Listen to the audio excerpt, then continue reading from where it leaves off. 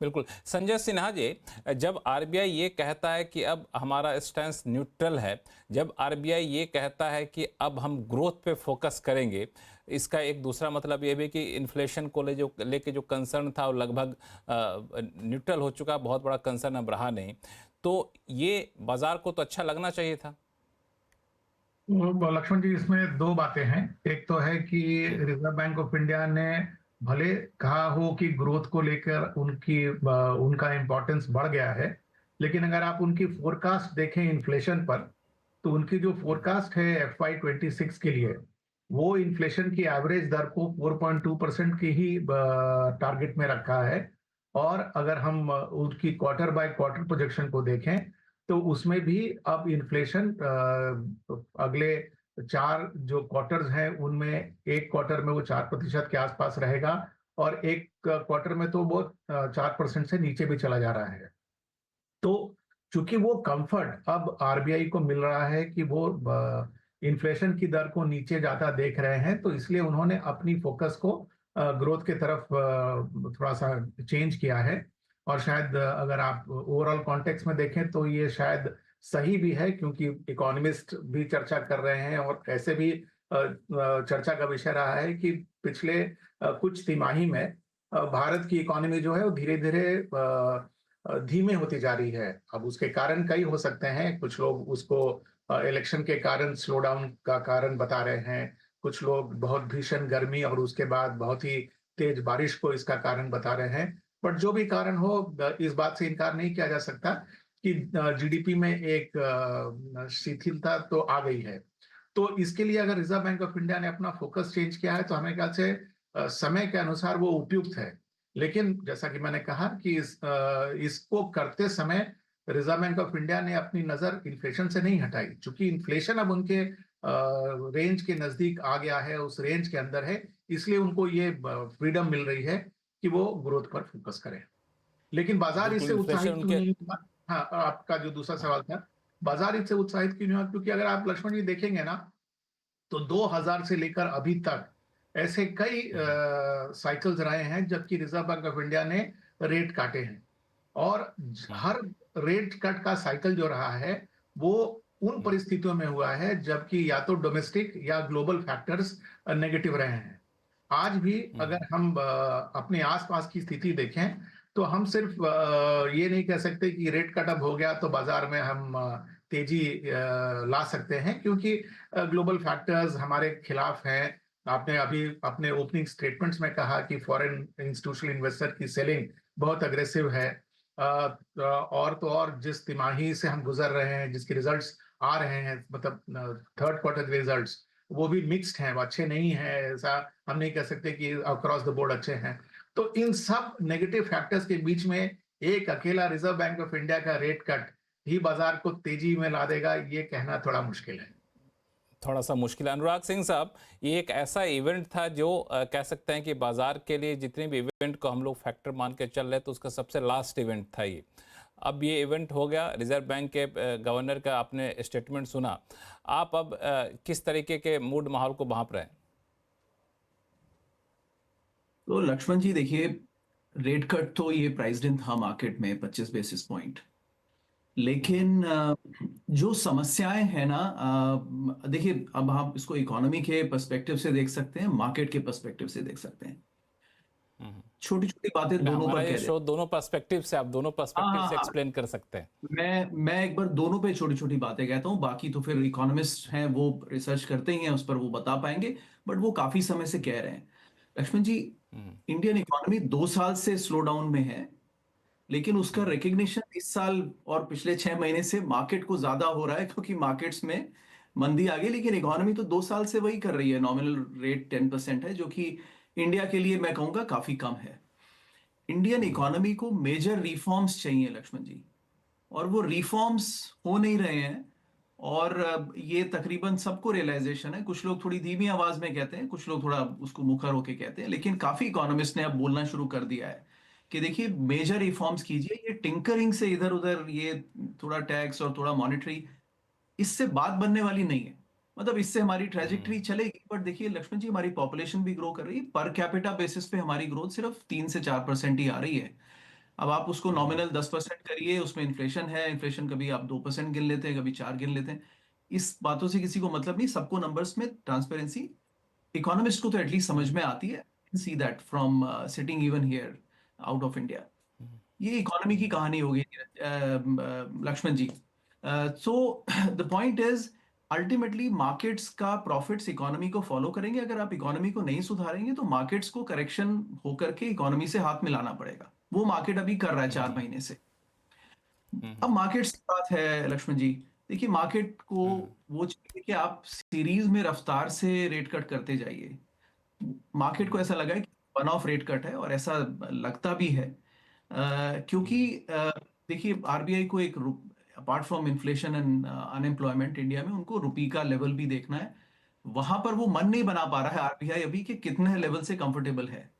मैं थोड़ा सा बोल्ड स्टेटमेंट देता हूँ, मुझे लगता है रुपये 95 to 100 कभी भी जा सकता है, और लेकिन आरबीआई को वो मन बनाना अच्छा, पड़ेगा कि 95 to 100 तक जा सकता है आपका आकलन है? हाँ, मतलब 1 साल के अंदर बिल्कुल, और 6 महीने में भी। लेकिन आरबीआई को मन बनाना पड़ेगा कि वो उसको फ्लोट होने दे। अगर वो फ्लोट होने देते हैं तो बड़ा क्विकली पहुंच जाएगा, क्योंकि रुपी सब्सटेंशियली ओवर वैल्यूड है। लेकिन अगर वो उसको कंट्रोल करेंगे तो देखिए फिर वो इन्वेस्टर्स को दिखेगा, अभी भी एफआईआई को। इफेक्टिव रेट तो इसी के आसपास है वैसे। नहीं नहीं नहीं, आरईआर तो 104 से 108 के बीच में दिखता ही है। तो किसी भी एंगल से देखिए 7% का डिवैल्यूएशन तो कभी भी बनता है। तो लक्ष्मण जी कहने की बात, उससे भी बड़ी बात, आपका मैसेज ये है कि हम रुपये को फ्लोट करने देंगे, या फिर आपका मैसेज ये है कि हम अपने हिसाब से कंटेन करेंगे एक प्राइस में। पिछले 2 साल से मैसेज ये है कि हम कंटेन करेंगे। अब आप रुपये को कंटेन करते हैं, फायदा होता है इंपोर्टर्स को, और एक्सपोर्टर्स को नुकसान होता है। इंडिया के एक्सपोर्टर, चलिए आईटी एक्सपोर्टर्स हैं, उनको तो उतना नुकसान नहीं होता, लेकिन आप इंपोर्ट को बढ़ावा देते हैं, देश की मैन्युफैक्चरिंग को आप एनकरेज नहीं करते हैं उससे। Plus foreign money of course opportunistically position ले लेगा। तो ये 2-3 समस्याएं कुल मिला के लक्ष्मण जी हैं, जिससे इंडियन मार्केट को अल्टीमेटली एक तो इकोनॉमी के लेवल पे आना है। मैं जानता हूं एस्पिरेशंस बहुत है, लेकिन मार्केट को बढ़ाना बहुत आसान होता है, इकोनॉमी को बढ़ाना काफी मुश्किल काम है। तो जब तक हम वो हालांकि नहीं एक चीज करेंगे। जो अनुराग जी, मैं एक चीज आपके पास समझना चाहूंगा, फिर मैं जाऊंगा बख्शी साहब के पास भी, चूंकि आपने रूपी फ्लक्चुएशन वाली जो बात की उस पर एक बड़ा डिबेट चल रहा है कि रूपी को छोड़ देना चाहिए। अब वोलेटिलिटी को रोकिए, जो उसका फ्लक्चुएशन उसको मत रोके, वो जहां जाना चाहता है नेचुरल तरीके से जान दे। इस पर मैं आऊंगा, बख्शी साहब से पूछूंगा, साक्षी से बातचीत करूंगा। लेकिन आपसे एक सवाल और कि चूंकि आप जब रिफॉर्म की बात करते हैं ना, क्योंकि हम लोग गवर्नमेंट पॉलिसी को बड़े क्लोजली देखते रहते हैं, तो आप अब किस तरह की रिफॉर्म की बात करते हैं? क्योंकि हमने देखा कि पिछले 10 साल में ठीक ठाक रिफॉर्म हो गए हैं। रिफॉर्म की जो रफ्तार थी भारत की, उसके मुकाबले रिफॉर्म की रफ्तार ठीक ठाक आगे बढ़ी है।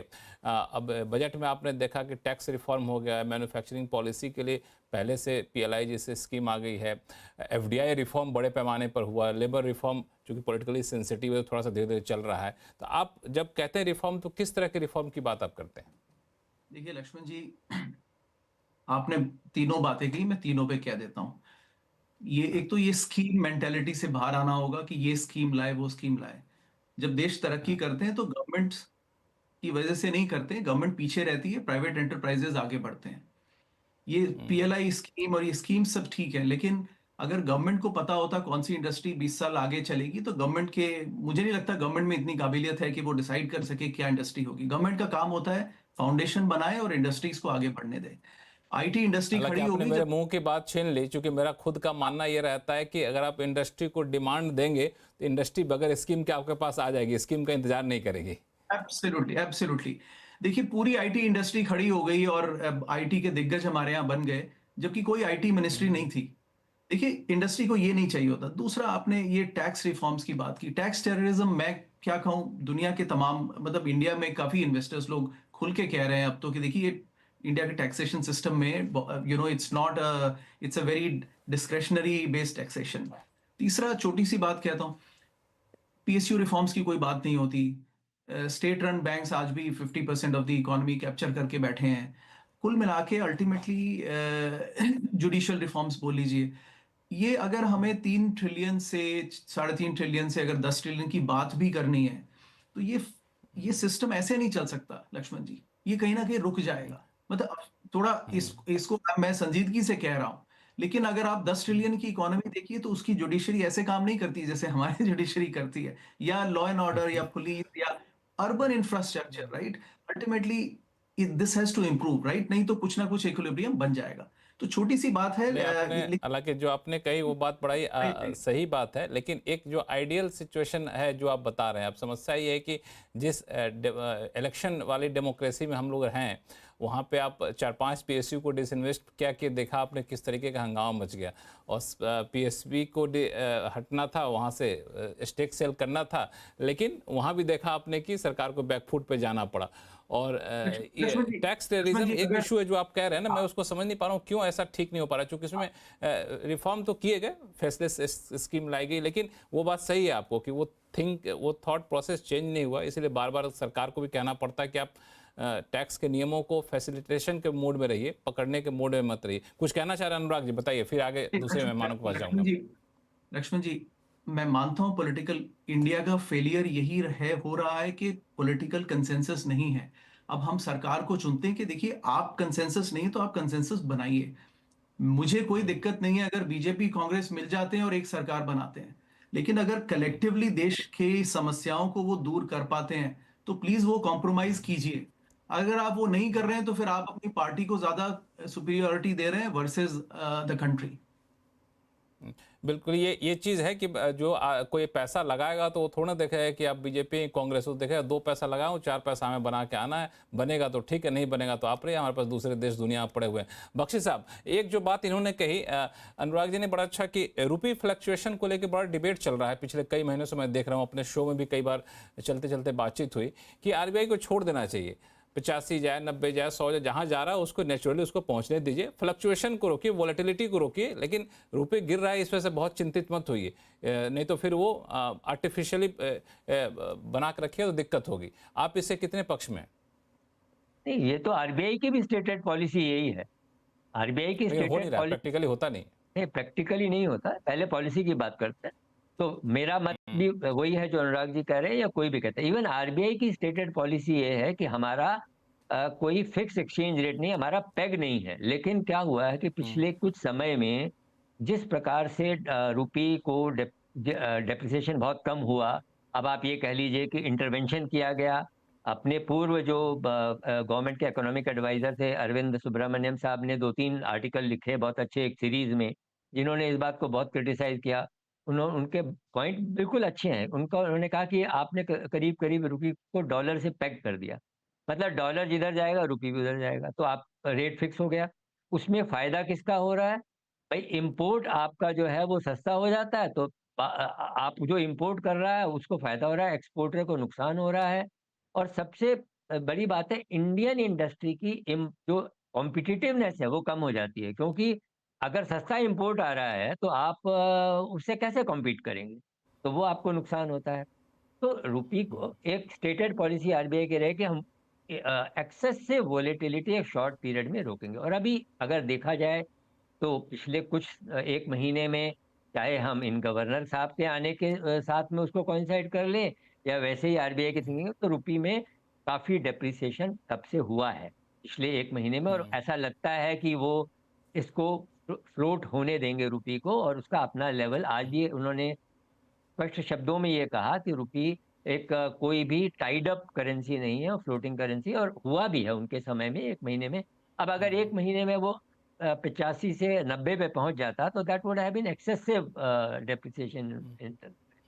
मुझे नहीं हालांकि पता दिक्कत ये होती है कि रुपए में कमजोरी आती है तो ये पॉलिटिकल इशू ही बन जाता है, जो यूजुअली होना नहीं चाहिए, हाँ, तो लेकिन ये पॉलिटिकल इशू ही बन जाता। साक्षी, आपका क्या व्यू है इस पे?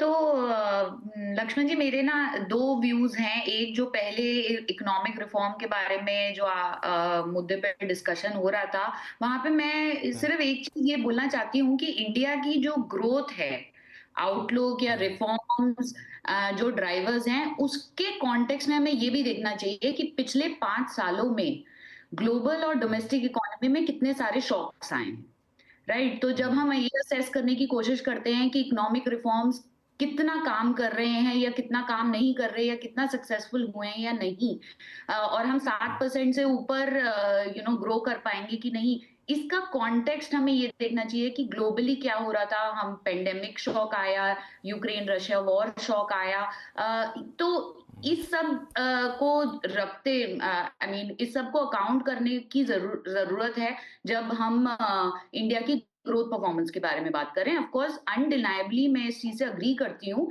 कि इकोनॉमिक रिफॉर्म्स बहुत सारे एरियाज में, B it education, skill, employment, बहुत ज्यादा जरूरी हैं और जितना गवर्नमेंट इसमें कर रही है शायद और करने की जरूरत है। जो दूसरा पॉइंट है रुपी के ऊपर, यहाँ पे अगेन थोड़ा कॉन्टेक्स्ट मैं आपको देना चाहती हूँ कि ओवर एक्सेसिव इंटरवेंशन क्लियरली अच्छी चीज नहीं है। वो उससे काफी कंप्लेसेंसी भी आ जाती है एक्सपोर्टर्स इंपोर्टर्स में, राइट? लेकिन हमें ये भी बात याद रखने की जरूरत है कि कुछ अमाउंट ऑफ इंटरवेंशन और स्टेबिलिटी करेंसी में लाना हमारी इकोनॉमी ग्रोथ, इन्वेस्टर कॉन्फिडेंस के लिए बहुत ज्यादा इंपॉर्टेंट है। तो हम अगर बहुत ज्यादा एक्सेसिव वॉलेटिलिटी या बहुत ज्यादा एक महीने बहुत ज्यादा डेप्रिसिएशन, दूसरे महीने बहुत ज्यादा अप्रिसिएशन, अगर हम बहुत ज्यादा वॉलेटिलिटी देखने लगेंगे रुपी में, तो उसका जो इम्पैक्ट है वो इन्वेस्टर कॉन्फिडेंस या एफडीआई फ्लोज पे भी आता है। और इंडिया सिर्फ अकेले नहीं है कंट्री जिसने मार्केट में इंटरवीन किया है, और भी कंट्रीज के एग्जांपल्स हैं जहां पे पिछले 2-3 सालों में काफी ज्यादा सेंट्रल बैंक्स ने इंटरवीन करके कुछ स्टेबिलिटी लाने की कोशिश करी। ये आपने सही कहा, इसलिए मैं बार बार कहता हूँ कि वोलेटिलिटी को रोकिए, इसमें कोई दिक्कत नहीं। वहाँ पे वोलेटिलिटी ज़्यादा हो तो इंटरवेंशन करने की जरूरत। संजय सिन्हा साहब, इस पर कुछ आपका व्यूज़, क्योंकि थोड़े से राय बहुत 100% सहमत वाली नहीं दिख रही। तो उसमें ऐसा है लक्ष्मण जी की, देखिए रुपी की डिप्रिसिएशन के कॉन्टेक्स्ट में दो बातें रखना चाहता हूं मैं। एक तो ये है कि नो डाउट रुपी ओवर वैल्यूड है, लेकिन जैसा बख्शी साहब भी कह रहे थे, अगर शॉर्ट टर्म में उसको अपने रियल वैल्यू की तरफ जाने दिया जाएगा तो उससे इकोनॉमिक अनसेटलमेंट, इंस्टेबिलिटी होने के चांसेस हैं। तो एक ग्रेजुअल मूव हो तो ज्यादा अच्छा है। तो एक पहलू वो है। दूसरा पहलू कि अगर पूरे विश्व में अगर टैरिफ की बात हो रही है, तो टैरिफ अगर इंपोज किया जाएगा आपके एक्सपोर्ट्स पे, तो आपके जो एक्सपोर्ट्स हैं वो दूसरे देश में अगर पहुंच रहे हैं तो उनका दाम उस देश में ज्यादा बढ़ेगा। उसी बैकग्राउंड में अगर आपने अपनी करेंसी को डिप्रिशिएट करने दिया, और ये डिप्रिसिएशन कोई आर्टिफिशियल डिप्रिसिएशन नहीं हुआ, ये डिप्रिसिएशन उसकी वेल डिजर्व डिप्रिसिएशन है, तो काफी हद तक उस टैरिफ के नेगेटिव इम्पैक्ट को आप कम कर सकते हैं। बिकॉज अब आपके गुड्स टैरिफ लगने के बाद भी जब उस डेस्टिनेशन में पहुंचेंगे तो उनका दाम उसकी करेंसी में सस्ता पड़ेगा। तो ये दूसरा पहलू भी है रूपी के कॉन्टेक्स्ट में जो मैं रखना चाहता हूं।